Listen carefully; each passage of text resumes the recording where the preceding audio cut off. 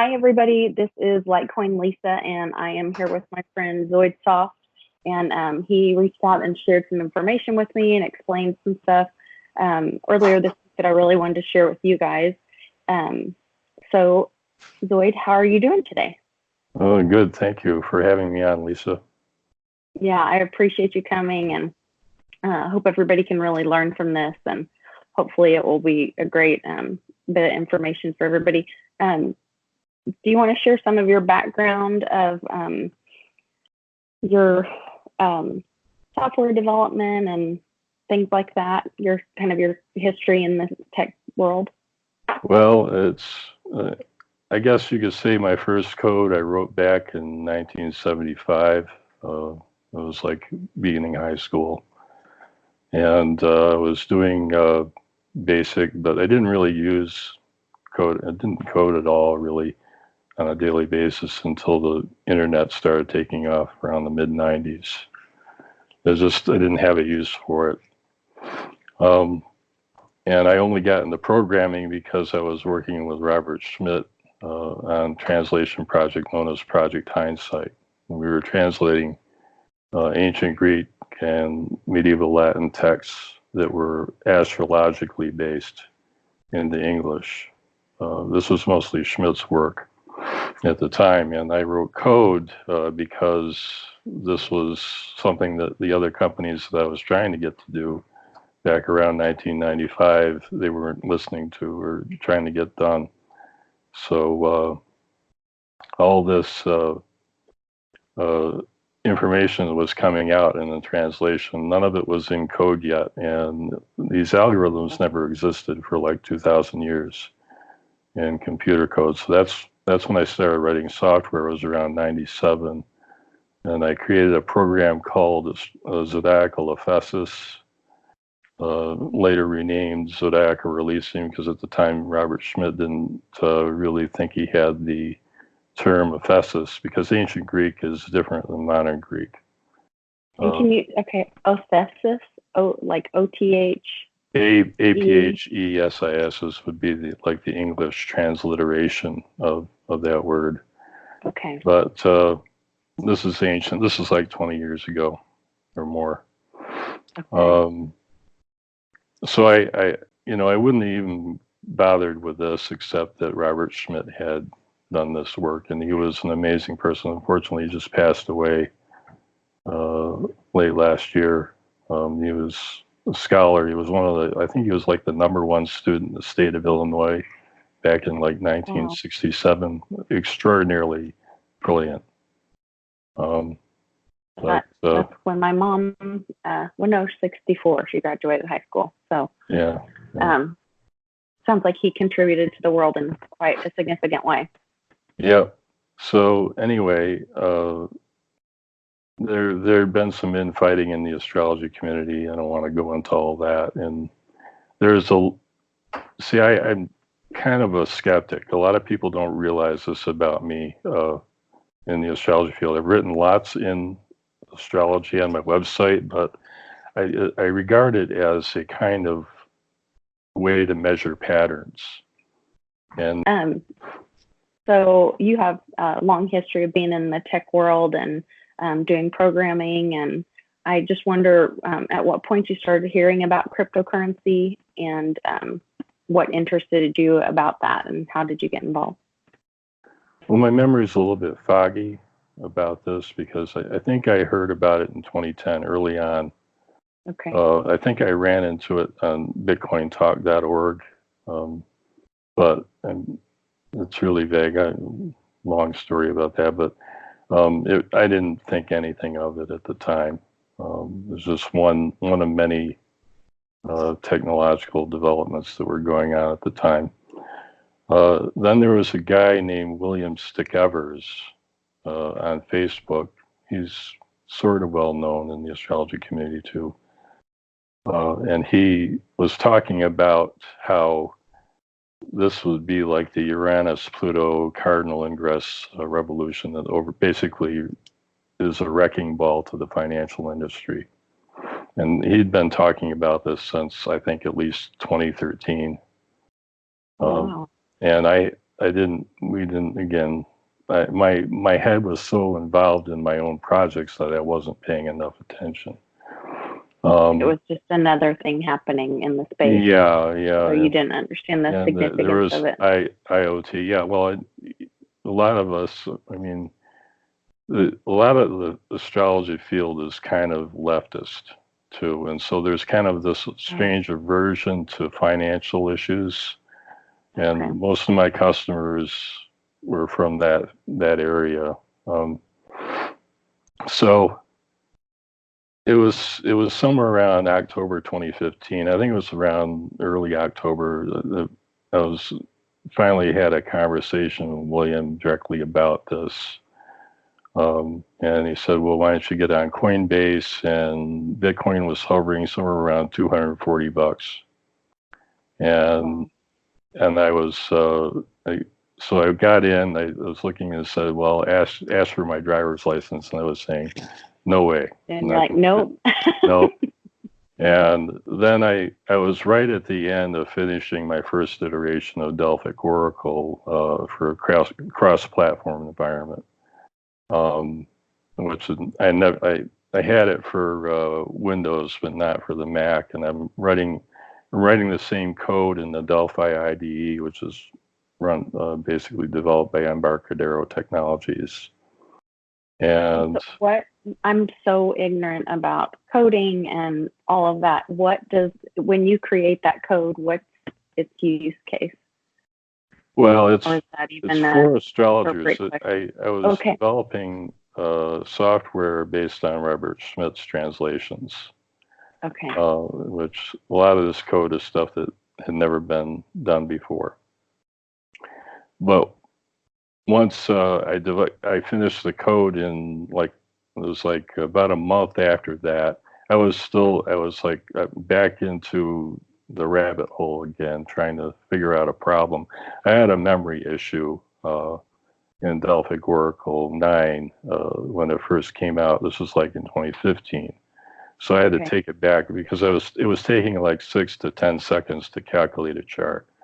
And this was mostly because I was dynamically allocating the fire monkey objects, drawing them from scratch so that I wouldn't have to take all up the memory. What I did was I inverted the process by creating all the objects at program boot, everything that would be needed during the program life as it's running in memory. And then I would just rearrange the objects on the page, background and hidden memory, and not show them, make them visible or not visible, true or false, that was my solution to get around that. But that took me it was about 400,000 lines of code.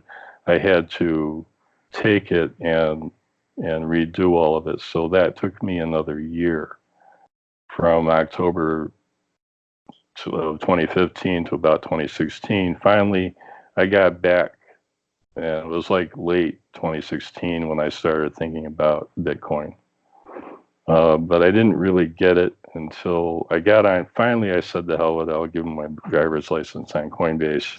You caved. This was, yeah, right. There's not a better option. I wish I had, but the thing is, I'm kind of trapped here. I kind of have to watch over. There's like 70 acres here, and there's a lot of chores. It's hard for me to get away. To be able to find a Bitcoin ATM or something, so you kind of have to do it all from the where nearest, you are. Just found one about an hour south of here, but I'm not, But ATMs also have KYC now, as far as I heard. Somebody, one of my friends here in Oklahoma City, we were talking about how many Bitcoin ATMs, and we looked up. There's several in our area. But he said they have the same KYC as well. So and then the fees are higher. So I don't know that it really has a benefit, but yeah. So that's around. It was like February 2017 when I finally got this. Now, back around 2012, I had been talking to certain individuals on Facebook. There's one guy named Mika of the family Rasila. He's a sovereign. And he was describing the process of how one extricates oneself from the state and everything. And I was thinking, well, yeah. Well, how practical is that? This is the thing: is there were a lot of, I was struggling for a long time with the philosophy between, I didn't agree with either the left or the right on most issues. I mean, it was always one side of the coin, and something was missing here. So I was just skeptical of the whole thing. And then there was anarchy, and I think, I mean, I've been pretty much in that camp for a long time, but I've been like subjugated in through practical matters. So that's just something that you know, it wasn't until I understood that there was a practical way to sustain non-governance or non-centralized governance. Non-centralized. Okay. Once because that's what we had talked it about. was the solution to the Byzantine generals problem. Somewhere in February 2017, I read finally the Bitcoin white paper, and I started following Andreas Antonopoulos, listened to practically every video he ever put out.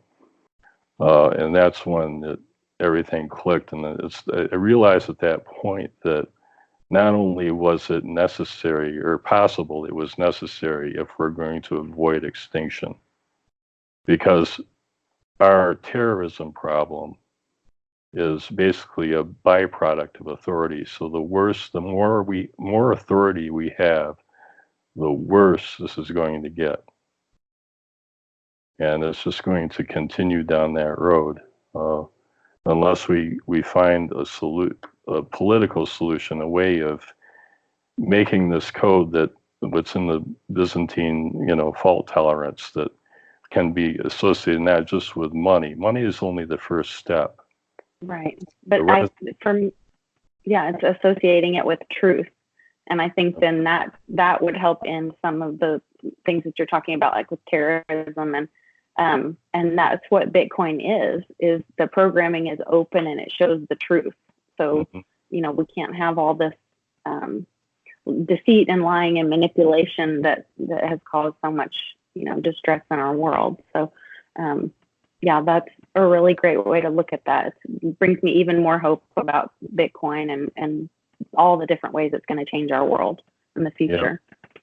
Yeah, absolutely. This is a monumental importance. That's kind of why, I mean, I stepped away from the astrology field because, I mean, there are things going on there, but it's such a tiny, tiny field. It suffers from extreme cadency, to put it in astrological terms, compared to the importance of what's happening right now in the field of cryptocurrencies. This is like absolutely central. Everything depends on this. And blockchain technology, as you said, it's not just about the currency, but it's about the benefits that blockchain technology are going to bring to our world. Right. So it sounds like Bitcoin brought you some hope for a possibility of a change in a true, honest world. And so how did your view of the world change after being introduced to Bitcoin? Did you learn more things about the world? Did you feel like there was hope? Is it different for you now? I felt like there was a possible a ray of hope of getting out of this perpetual enslavement that humanity is suffering under. Before that time, before 2017, I didn't think it was possible. So it was this, and now I'm thinking that it's more a matter of we've got to, you know, extend this into other realms, not just financial. Financial realm is what will eventually, it will drain the economy, the existing national fiat economy around the world, and it will make it so that, you know, the value of holding those currencies will be less and less over time as the equity drains into crypto. the total wealth representation in the world is moving from this area of bordered, controlled nation states into the internet, what Andreas calls the internet of money. Yeah. So it's. I watched that video, or he mentioned it several times, but yeah. And so, I don't know if you follow Bitcoin Ben. He did a video this morning talking about just that thing. I guess FedNow is going to be a platform where, and it's not about, they don't care what coin or token you use, but basically they're going to be, all transactions are going to go through and be atomic swap with whatever coin or dollar. They're going to tokenize all money, I guess is the way I understood it. Yeah, that I'm not enthusiastic about. There are going to be a lot of currencies, but many of them are going to be censorship insistent. Right. And this is something people will have to get educated about, because if you fall into one of these traps, like just recently, if the Libra proposal, for example, goes through, right, you make a post on Facebook, somebody doesn't agree with it, gets flagged, gets sent to someone in authority. They can okay, then next thing you know, you're locked out. Your wallet's closed. Your wallet's closed for. It's like, and this is or like, if you buy something that they don't want you to buy, and I know with the banks, we've had that issue with one of the banks we used to be a part of when we made our first cryptocurrency purchase for ourselves. We the bank shut down the buy, and so that's so if we get on a platform like FedNow or with the Libra project, then they will have all that control over us. So I mean, but I think that's where things like Charlie Lee working on the privacy, and I know that Monero token is all about privacy and several of those projects. So I feel like that is a possibility of a way. Yeah, decentralized systems suffer from a scaling problem. And that's one of the reasons I think that this hasn't taken off a little bit faster. But if you look back in time and you look at the early internet, what we have is essentially similar to the search engine wars of the 1990s going on right now in the crypto field. Remember iNet Galaxy, Web Crawler, Alta Vista, Ask Jeeves. Finally, we had Google, and they swallowed everything. And that, but now they control everything. Yeah. So the same thing with all the altcoins out there. Many of them are just copy and paste from GitHub. So you ought to be very careful. I may be sounding a little bit Bitcoin maximalist here, but I do understand the code and the network effects, and this is my worry. But also my worry is that many times in technology, the technology that starts out is not the one that finished. Like Betamax, for example, nobody even knows what that was. VHS took over that. This is like video. Oh yeah, back in the old days. This is way back, and this is like 1980. I was using Betamax in the University of Denver back around 1981 for child play coding in the psychology lab and all that. And they switched over to VHS by the late 80s, and that's all marketing, but it was an inferior technology.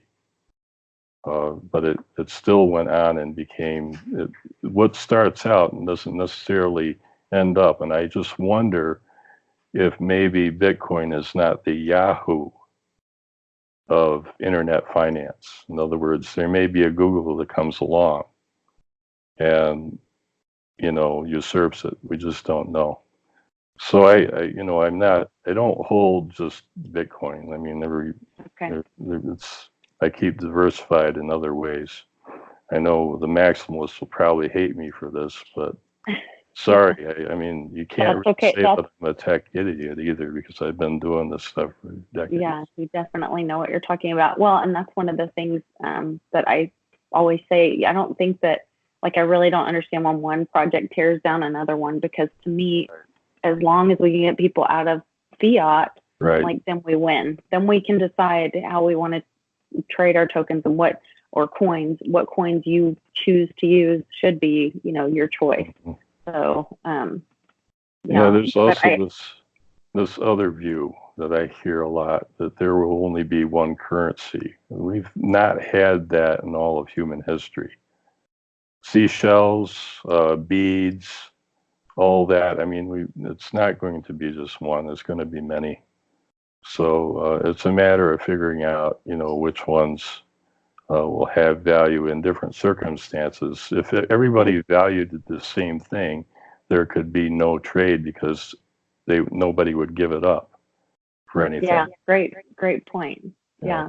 Well, and it is about those communities finding what they value. Like you said, the seashells, and trade when we had, when they were settling the U.S. and trading with the Indians and all that. So I think it's important that different communities come together and do have that trade. That's a great point to. And if you have you're paddling your $10 or 10-pound bag of gold out in the desert, and you're dying of thirst, you're going to give it up for water.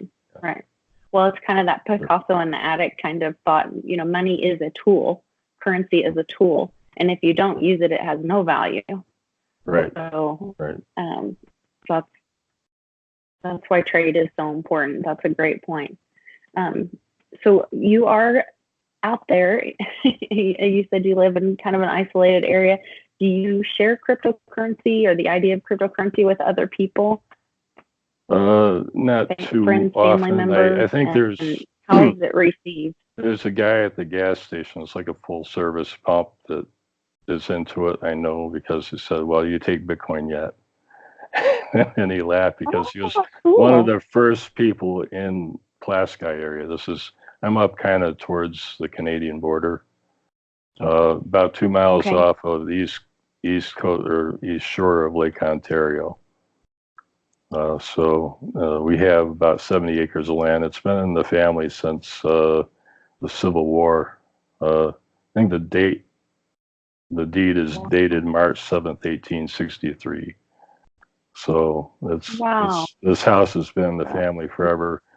My family's owned hundreds of acres in this general area between Mexico and Pulaski. My Uncle Walt had 104 acres on the other side of the road. This right here used to be 96, but 24 acres got sold across the road, and another 2 acres to Lakeshore Hardwood. So I guess that leaves us with about 70 here. But it's an estate. It's in my grandmother's name, and she was born in 1893, and she passed away in 1979. And it's been 40 years. This land isn't settled, so it's kind of like just an estate. A wilderness of a state. Right. And you said on the East Coast? On the east shore of North Ontario, about 2 miles inland. Right by, if you just draw a straight line between Mexico and downtown Mexico and downtown Pulaski, we're right smack in the middle. Okay, interesting. Yeah. Take a look at a map after that. Yeah, it's a Manwaring Road, Pulaski. Okay. Oh, yeah, I can remember to look that up for sure. Well, that's great. I love that there's somebody in your community. I mean, especially the significance of it is that you are in a rural area and people are still talking about it and hearing about it. So that just brings that. And I know you mentioned that I have a question about favorite influencers, but I know you got off Twitter and Facebook and a lot of those. But you do follow Andreas Antonopoulos. Right. Are there other people or places where you get your news about crypto? Yeah, I like John McAfee a lot. Luke Rudkowski is another person. Actually, before I got my Twitter account, I just had a bookmark list. That's I could probably see it right here. And a lot of times, because Twitter or Facebook, they will automatically filter things out. I just go back to this list because they try to keep me pigeonholed or put it. I noticed the feed just like narrows down into one issue, and I said, I'm sick of that issue. Let's stop. So you can go to your bookmark, and then it'll show all the ones I really consider important are in this list. I put them in the Dollar Vigilante, Jeff Berwick. I love him. John McAfee, Andreas Antonopoulos, Luke Rudkowski, Tone Vase, Naomi Brockwell. I love her, yes. Yeah, Samson Moe, the philosopher. I don't know if you know who the philosopher is. I have not. I'm going to write it down, though. Okay, yes. Find it so I can follow it. Like PHOLOSOPHER. The Crypto Lark is another one. Okay. I think he's stationed in New Zealand. Oh, cool. And Box Mining. And the other thing too, I've been a real slacker at this, but I have an Antex Blockchain Coding Academy too, but I've just not been. I've been chopping wood and mowing the lawn and stuff like that. So I'm sure taking care of that whole property. So when I get done, I'm sitting back in the hammock in the backyard, and I don't feel very much like writing JavaScript at the moment. That's what I've been looking at lately, because I want to get a JavaScript implementation of Bitcoin on my website. So for accepting Bitcoin for my software business, it's a natural evolution in that regard. So. Of course, what is your? Can we pitch your software writing company? Astrology-x-files.com. Astrology dot or dash. It's x files. Files.com. Okay. I'll put that in the links too below so everyone can find you. Do you follow Cliff High? I'm just hearing you talk about JavaScript and astrology and all that. I can get down through the whole thing, but yeah, I would think that would be someone that you would resonate with for sure. Right. We love Uncle Cliff. So, and you mentioned that you hold Bitcoin, but that it's not your only coin. Would you share with us some of the other coins or projects that you think have solid code or maybe why you like them? Well, let's see. I think the first one after that was Ethereum, and then there's Litecoin, and then there's also a number of privacy coins like Monero. Well, the only one I got right now is that one, but I'm looking at other ones. But the thing is, I don't like to put in money into anything that is just a copy and paste of something on GitHub. So, go with the original and give that the respect that for being the original. EOS is another one, but I'm not so sure about what's going to happen with that. I mean, I was in BitShares for a while, but that was more of a way to get money into EOS. Because that was Dan Larimer's first project. And of course I have Steam. I have a Steemit account under the name Zoidsoft. You shared that with me. Yeah. Yeah, you shared that with me for our messaging, and I'll be sure to put that on there as well. I started a Steemit account, back a couple of years ago when I first got into this, but I just was so lost and couldn't feel like I really could build community in it. Now that I feel like I know a few more people in the crypto world, I might go take a stab at it again. But what do you think about the backed project or basic attention token? I haven't really looked into that one, so I don't really have an point. I think it's involved with Brave browser. Yes. Is that right? Yeah, I do have the Brave browser. Yeah, hopefully it takes off. Hopefully it works. I mean, I'm not, I'm not going to we don't know where this stuff is going to go. But I mean, this is the funny thing. Astrologers have been predicting for decades now. I remember 1976, I was listening to a radio program of a Chicago area astrologer. I don't remember her name, but she said that by the year, and this was 1976, it was the bicentennial. And Okay. she was talking about how by the year 2026, the United States would have a new constitution. Wow. Yeah. I mean, everybody, the astrologers have been looking at certain configurations in the sky for a while. Now, I regard this stuff, I don't think this stuff is actually making this happen. This is what people don't understand. I don't believe that Mars in the 10th house causes someone to get fired. Right. The relationship it's just person a time marker. has with their boss is what got them fired. But life follows a very mathematical and set theoretical paradigm.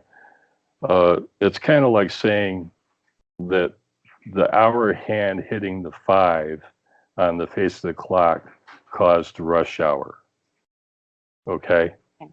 Yeah, it's more of like the astrological alignment is a time stamped or a point of right. To be a little more technical, it's astrology is not an efficient cause. And Aristotle had 4 different types of causes. They had material causes, efficient causes, formal causes, and final causes. And it's glitching a little bit. I want everybody to hear this. I'm sorry, it was glitching a little bit. Can you say those again? There were 4 causes. Material cause. Aristotle had like 4 different types of causation. The one that we all know about is efficient causation, which is, cue ball hits the 8 ball goes in the corner pocket. It's almost like it's, non-volitional. It's the realm that theoretical physics works in. Okay. But there's also something known as a material cause.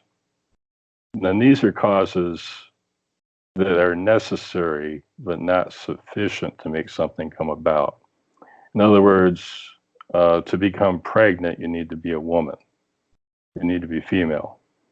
To be able to walk in the park, you have to have legs. Those are material causes. But doing so does not mean that you are. Because you're a woman, you're not pregnant. Right. You're not going. It doesn't force that condition on you. It's a precondition. And so material causes are, one step removed. Then there's eidetic causes, or formal causes would be in English, but that's the Greek word eidos, which basically means something that it's like an essence of something. Something is because of that. And then there's final causes. I can't really explain that one to you. Nobody understands it. Except the philosophers, and I don't worry about it. But it basically Robert Schmidt told me about final causes as being a solution to a philosophical problem, basically a paradoxical backdoor in order to get out of a dilemma of thought. So it's kind of like if you get into critical thinking, you can get into these logical paradoxes. Like in set theory, there are things like Russell's paradox, where you can't have a set be a subset of another set or whatever. I don't want to get into all these different issues. But okay, we do not have to. You're educating us on a lot of things. I really appreciate it. Yeah. Do you have a crypto goal or dream? Are you invested in cryptos for the big moon and the dollar sign? I think everybody's doing that, but it's really, for me, it's a hedge against the collapse of Social Security. Okay. You know, I'm almost there right now, or, you know, within about, and just, I would be able to collect just as this Pluto return happens in the USA National Chart of 1776. And they'll probably say, sorry, there's no It money. doesn't exist Yeah, anymore. Yeah. right. So that's Which, why, I mean, they've been talking about that since I was a kid, that, you know, right, that it won't be there when we're there and all that. So right. it sounds like it's just right around the corner. And there are so many things happening involving in that you could see the possibility of that happening really Right. quickly. I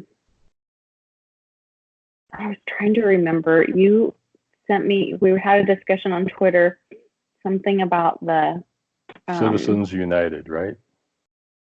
yes, Decision of 2010. It was the Citizens yes, United versus the FEC. yeah, Basically, this is about campaign finance reform and how. Now, this is another interesting, because there's another level. Astrologers associate money with Venus and communication with Mercury. And Andreas did a talk called Fake News, Fake Money. In other words, fake Mercury, fake Venus. If you're an astrologer listening to this. okay. Okay. Okay. What's happened is the two have kind of merged into one. Now, what's interesting about those two planets is they are known as servants of the sun. Now, what's the sun? The sun is like the most centralized object in the sky. So I'm just, You would you think work this everybody is logic. servants of the sun. Well, all planets are servants of the sun. No? they circle around the sun, but the Mercury and Venus are attached to the sun, whereas and they can never be farther away than 45 degrees in the sky from us. But that's why they're called servants of the sun, because they always go around like this. But Mars, Jupiter, Saturn, the superior visible planets, go behind, and so they divorce from the sun. That's the reason for that, at least in my estimation. Nobody knows really the reasons for a lot of these things, but I've been thinking For a lot of them. this is just my theoretical idea. And the group Citizens United helped with well, it got a law passed. I can't remember. What happened was that made money speech. Speech is money now. Okay. Mercury is Venus. That's the symbolism there. When they did that, it's now protected by the First Amendment. See what they did? They made money speech, therefore. Right. That was so brilliant. So yeah, when you and I want everybody to listen to that, because when they're talking about the U.S. government, they're going to ban Bitcoin and all that. What Floyd shared with me. Speech now too. Yes, well, and that's true. They are trying to ban speech. But I thought it was really encouraging, just because you do hear all this attack on crypto and Bitcoin specifically. And when you explained to me about Citizens United in 2010 and making money a voice or speech, then now it is constitutionally impossible for them to ban Bitcoin. Yeah. Well, it's legally they'd be in violation of law, but the government's already in mega violations and mega crimes right now. So, I mean, this is what's really scary. Maybe a trigger for that new constitution in 2026? Possibly. I'm not sure about the dates. These are the things. I mean, this was like, they were talking about 50 years away at the time. Okay. I think the Pluto return happens around 2022 or 2023. So this is the but the thing is, that's such a slow moving planet. There will be triggers. You got to watch the outers too, Jupiter and Saturn and Pluto will come up into alignment just this next year in March with Mars. So that's a really interesting time. So, financially specifically, or in the world, what is that supposed to? It affects, Capricorn is a sign associated with government power. And of course, there will be siderealists to say, well, that's really still in Sagittarius. And this is why, again, I'm not saying that any of this stuff causes this stuff to happen. Right. We're just looking at the clock and watching the natural patterns of history. Every 84 years, the United States seems to have this cataclysmic change going on. The 1776, 84 years later, is the 1860s, the Civil War. Then you got World War II, and now we're heading up into the mid-2020s. It's not the only time. I mean, the U.S. has been at war for almost its entire history, but those are the big ones. So they're like natural waxing and waning of this period of instability, and periods in between where it's relatively stable. So interesting.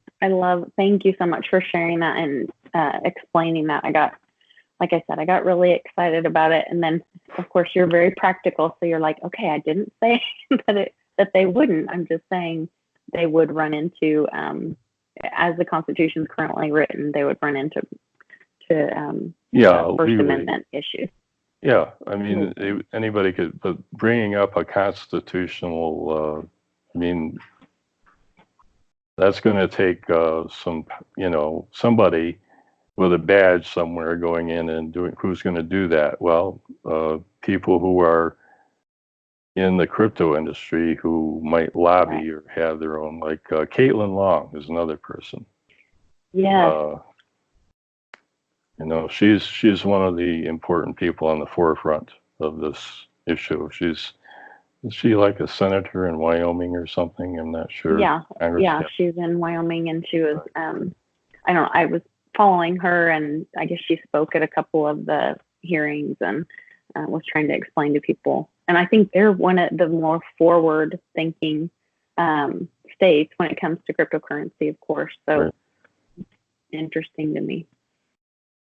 Well, I appreciate you so much, and I know I kept you a little bit longer. I had a little bit of technical difficulty at the beginning. I apologize for that, but please stay on Twitter. Please keep educating us and sharing your knowledge, because it's just really inspiring, and I feel like there's just so much to learn in this space. And so when I run across someone like you, I just really wanted to share your knowledge with my community.